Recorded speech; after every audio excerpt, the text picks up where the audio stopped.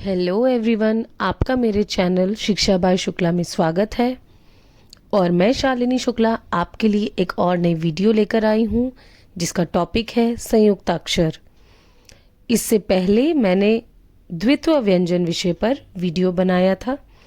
यदि आपने वो वीडियो नहीं देखी है तो मैं लिंक डिस्क्रिप्शन बॉक्स में दे दूँगी, जाकर उसे देखिए ताकि आपको संयुक्ताक्षर और अच्छे से समझ में आए। संयुक्ताक्षर तथा द्वित्व व्यंजन में एक ओर समानताएं हैं तो दूसरी ओर कुछ अंतर भी है। तो इन्हीं समानता और अंतर को हम वीडियो के माध्यम से आगे समझते हैं। तो चलिए शुरू करते हैं। संयुक्ताक्षर।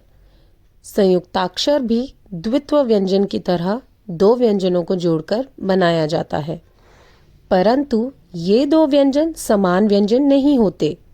इस लाइन पर ध्यान दें, परंतु ये दो व्यंजन समान व्यंजन नहीं होते।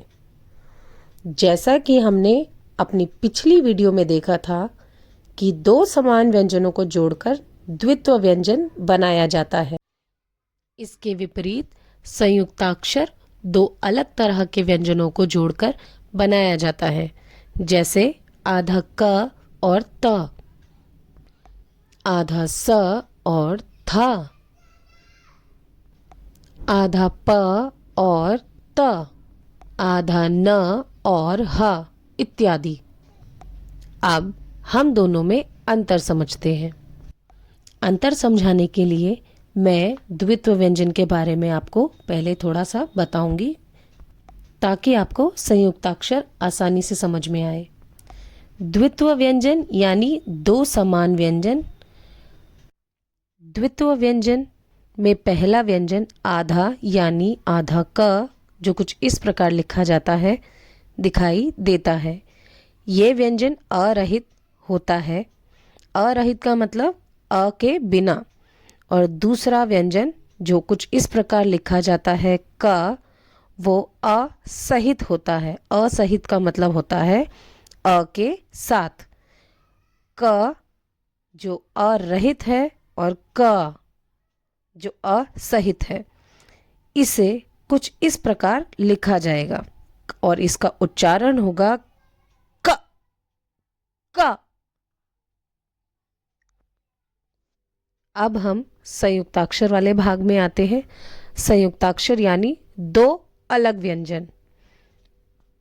संयुक्ताक्षर में पहला व्यंजन आधा यानी कि क दिखाई देता है। ये व्यंजन भी अरहित होता है, जैसा कि द्वित्व में पहला व्यंजन था वो भी अरहित था, और संयुक्ताक्षर में भी पहला व्यंजन अरहित ही है। तो आप दोनों व्यंजनों को देखेंगे। पहला वाला द्वित्व व्यंजन की ओर इशारा कर रहा है और दूसरा वाला संयुक्ताक्षर की ओर। अब आप देखिए दोनों में अंतर और समानता।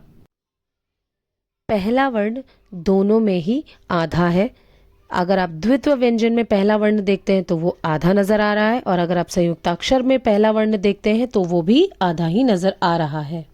और अब आते हैं दूसरे व्यंजन पर, दूसरे नंबर के व्यंजन पर। तो आप देखेंगे कि दोनों ही जगह पर दूसरे नंबर के व्यंजन भी पूरे पूरे लिखे गए हैं, मतलब दोनों में ही अ है। दूसरे नंबर का जो अक्षर है दोनों में ही आप देखेंगे वो अ सहित है। ये तो थी समानता। अब हम आते हैं इसके अंतर पर। अब आप देखेंगे द्वित्व व्यंजन में जो दोनों व्यंजन होते हैं वो समान होते हैं, सेम होते हैं, और आप संयुक्ताक्षर की ओर देखेंगे तो आपको दोनों ही व्यंजन एक दूसरे से अलग नजर आएंगे। द्वित्व व्यंजन में यदि आप देखें तो एक ही व्यंजन दो बार आया है, आधा का और पूरा का। और अगर आप दूसरी ओर देखें, अगर आप संयुक्ताक्षर को देखें तो वहीं पर ये दोनों ही अक्षर एक दूसरे से अलग हैं, एक आधा का और दूसरा ता। चलिए कुछ और संयुक्ताक्षरों को देखते हैं, जैसे आधा स और था, इसे पढ़ते हैं स्था। आधा प और ता, त। आधा न और हा, न्हा। आधा ट और ठा, ठा आदि। इन संयुक्ताक्षरों से आप कोई भी शब्द बनाकर इनका अभ्यास कर सकते हैं। अब कुछ अन्य संयुक्ताक्षर वाले शब्दों का उच्चारण करते हैं। आप भी मेरे साथ इन्हें दोहराइए। जैसे समाप्त, समाप्त,